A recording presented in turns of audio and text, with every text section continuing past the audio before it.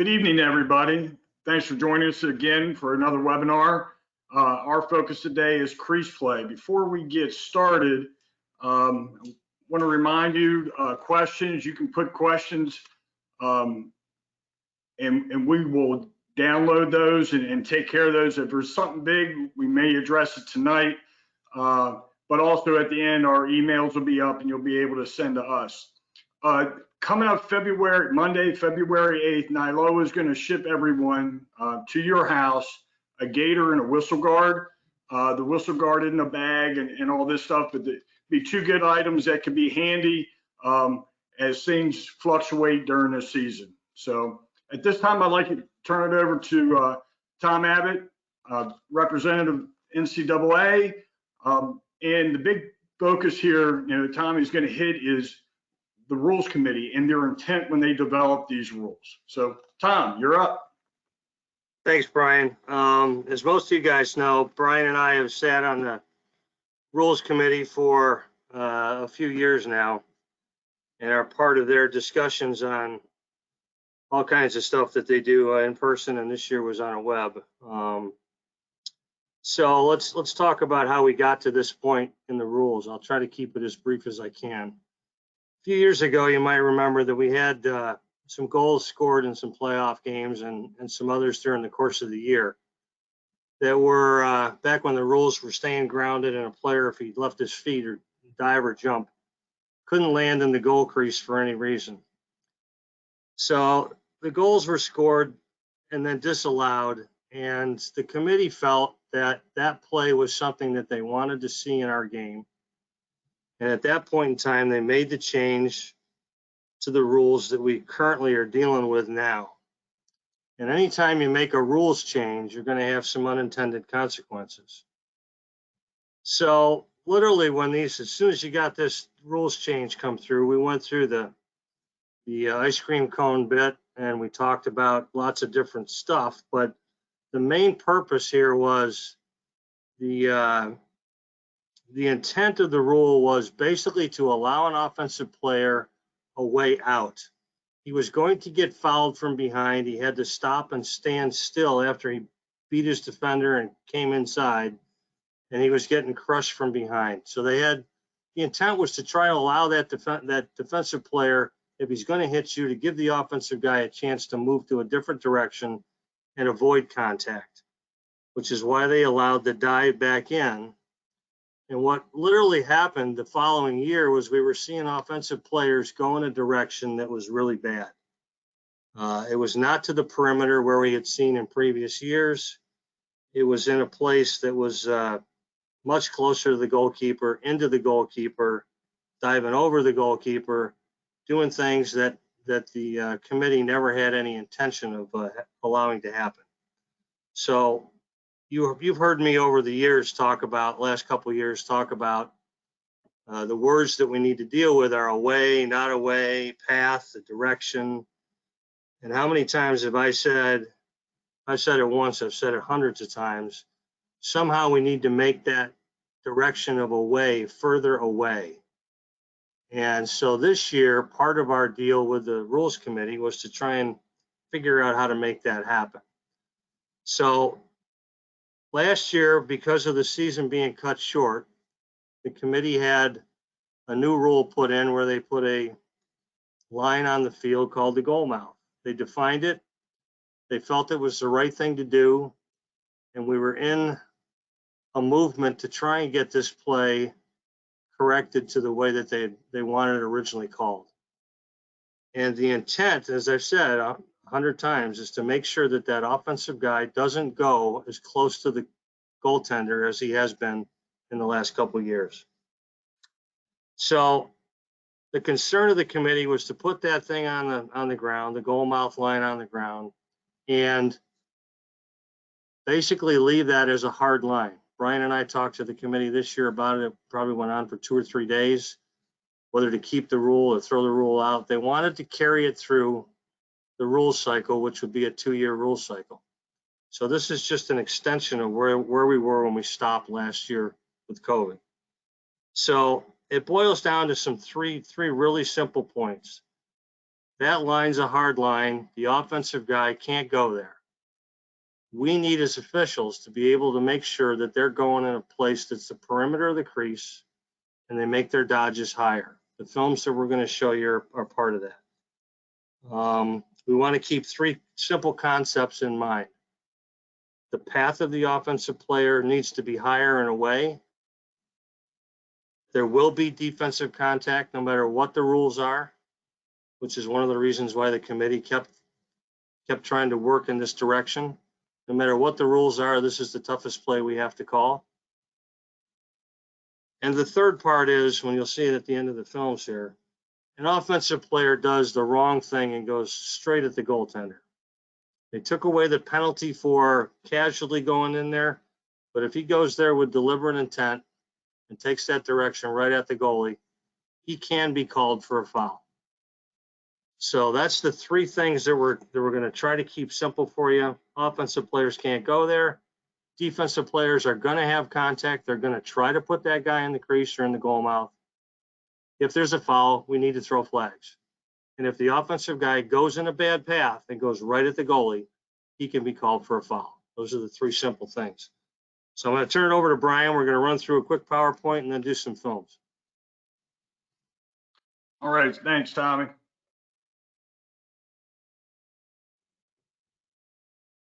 Okay, our big thing here, let's keep it simple. And if we're in good position, I know with COVID, we're talking about our mechanics, but two areas where we're closer is the face-off and crease play. We can't get it right if we're not there. Some simple rules we should always cover in the pregame. If the play is coming to you, you're picking up the feet. And this isn't 100% of the time, because sometimes the goal's in the way, you're moving players in the way, we got to help each other. And if it's going away from you, you're following that offensive player and you're looking for that push, that hard hit. And we know, again, we're catching many things. We do have to fight to get tight during this play. And that gets us, it doesn't mean we have to run and be in the crease and manage everything after we make our decisions, but we have to be in a position to make this call. Eye contact with your partner is paramount. And think about it, you know if it's happening, if you're being observed, the observer knows it's happening. Your hat, the brim of your hat, is it looking at your partner? And to me, that's really important in this play. Gives us a chance to nod, verbal communicate, whatever we have to do, and most importantly, take your time. When we come together on this play, this is a time where we're going to pull our mask up and have a conversation and make sure players stay away. We will make them stay away. And if they want to come over and argue, well, then the penalty will happen. We have to keep distance so that we can make this play. All right, next slide, please. Okay, goal mouth. In the rule, it's defined. And the reason I put this in here, and you guys can read it, I'm not going to put it, read it to you. Dive, jumps, or runs through. And that clarification is run through. And it's the momentum that just keeps going. We're not saying, okay, you signal goal, 3 seconds later, he's running over to his bench and he ends up going in the goal mouth as he runs over because the goal is nowhere. No, we don't would be that literal with the definition. It's one continuous play. All right, next slide, please. Okay, dive, jump, run. Good goals and less. Here's the big thing. Offense players enters the crease. Okay, ball after it crosses the line. Offense player contacts the goalie. We're killing that thing. Offensive player contacts the goal prior to it going in. So those are things. Bottom line is that the offensive player enters the goal mouth, we're taking it away. So we keep it real simple. These are the things that'll take it away. And, we'll just move on. Okay, next slide, please. Okay, defensive fouls. Now, we've seen these over the seasons. We have players that come downhill thump. They're going to say, okay, I'm going to put them in the crease. And now a defensive player is going to think, well, I'm going to pound them into the goal mouth so there's no goal. Well, if that happens, depending on the severity, we need multiple minute fouls, and we need to be able to lock them in. And I think the key phrase is taking liberties. We can't let them do that. We need, if the offensive player is trying to jump to the perimeter and do what the rules intended to, we can't allow him to be blown up.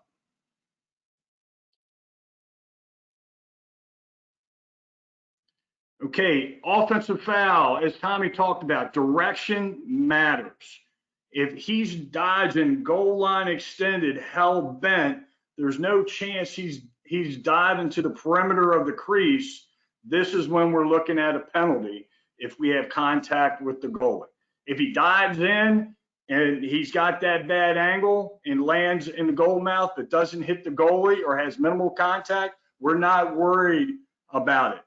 Now, there's a note in the rule book that talks about the goalie initiating contact. And you don't want to split hairs here. If in doubt, the guy takes a bad angle and the goalie's stepping up, that's one thing, then that's going to be a penalty. All right. He comes cracking down on the guy and initiates that contact and extending out, then that's when that note applies. So again, common sense is really important. Keep the process real simple. Build up to, when does the ball cross the plane?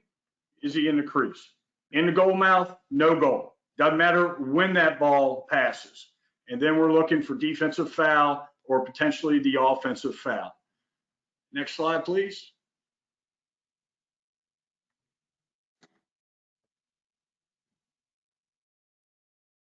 Looks like we're heading over to our video. Into videos now.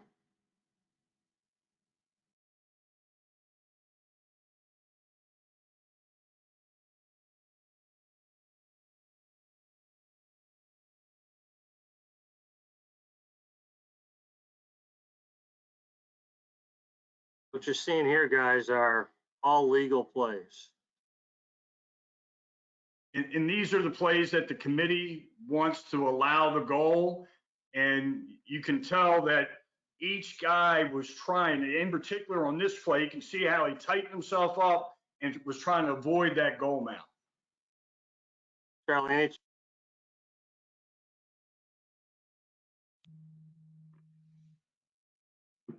see, these are all directions that are good, guys. They're avoiding contact. They're going to places where nobody else is. That's their way out. These are all good legal plays by a player who's making an athletic move and everybody's happy with it. Simple stuff. Didn't go in the goal mouth, the goal counts. Ball was in before they went in the crease. Now we'll move to our next set.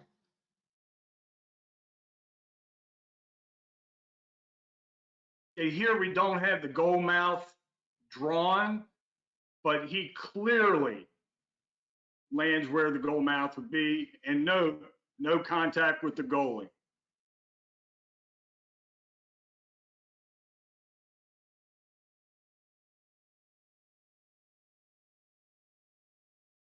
He takes a path that's further to his right, which he probably can't because 44 is sliding to him, then it would be okay.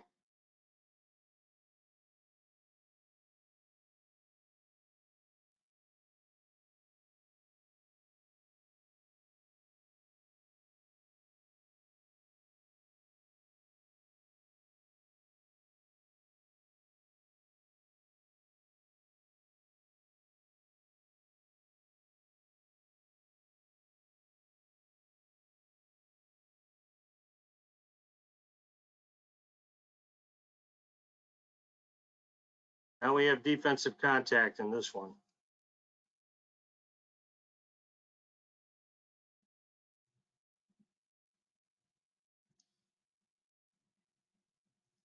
It's pretty clear he gets pushed, but there's no real major hit here.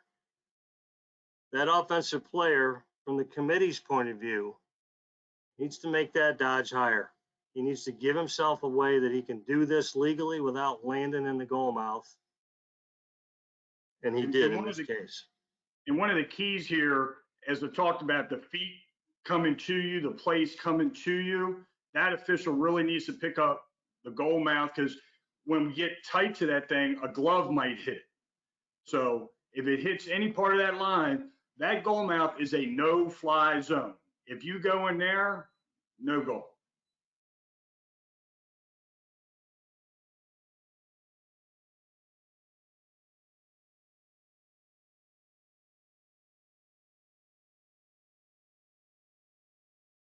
That's where the slide will generally come from. The crease guy is going to definitely be the guy sliding in most defensive sets.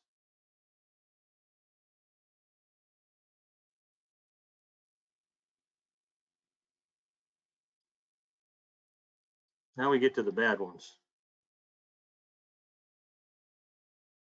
So this one, we have all kinds of action.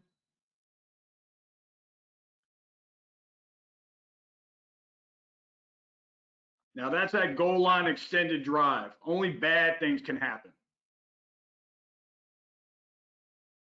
Technically, he took a bad path. Technically, he got pushed. He didn't have a big check on him, but the one view shows pretty clearly that he embellished it and went right at the goalie.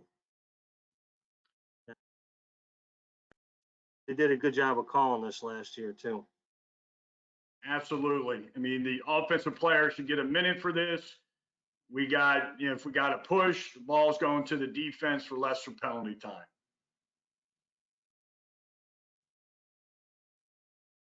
That's the one they want to avoid.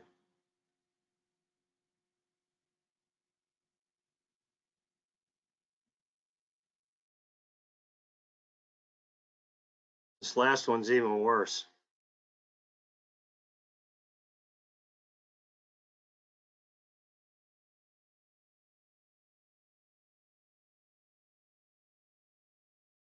Made a nice clear move. Didn't go high enough with his roll dodge.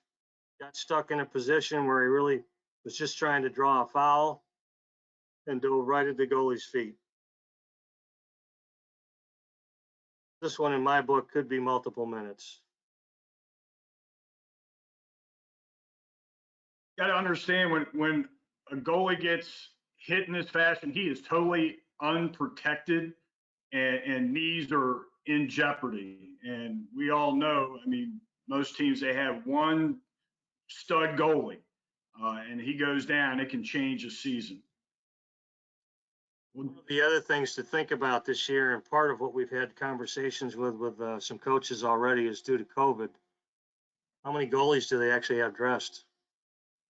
So there's a concern on teams that they may not have enough goaltenders to finish the year if they get somebody injured on a play like this.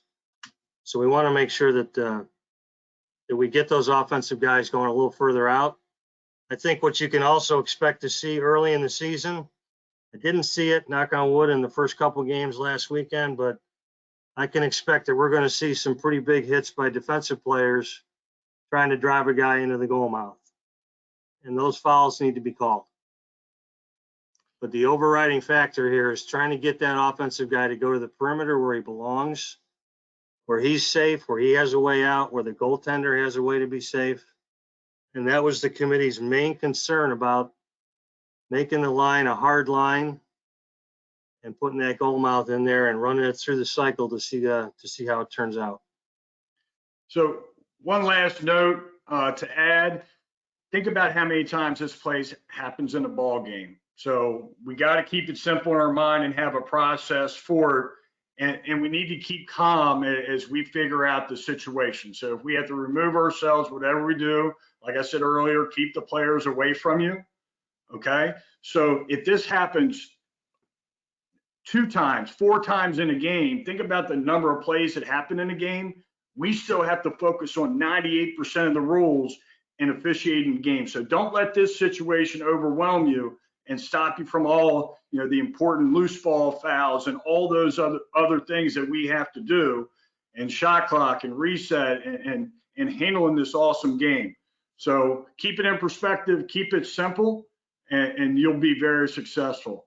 Next week, we're going to work on the face-off. It'll be same time, same location. We'll send out a reminder notice. And also the list of links that went out, I'd encourage you to register for all those right away. That way you get reminders. And as always, if you can't join us right at this hour, we'll have them up for you to view for 4 or 5 days. So thanks for joining us, and everyone have a wonderful weekend and stay safe.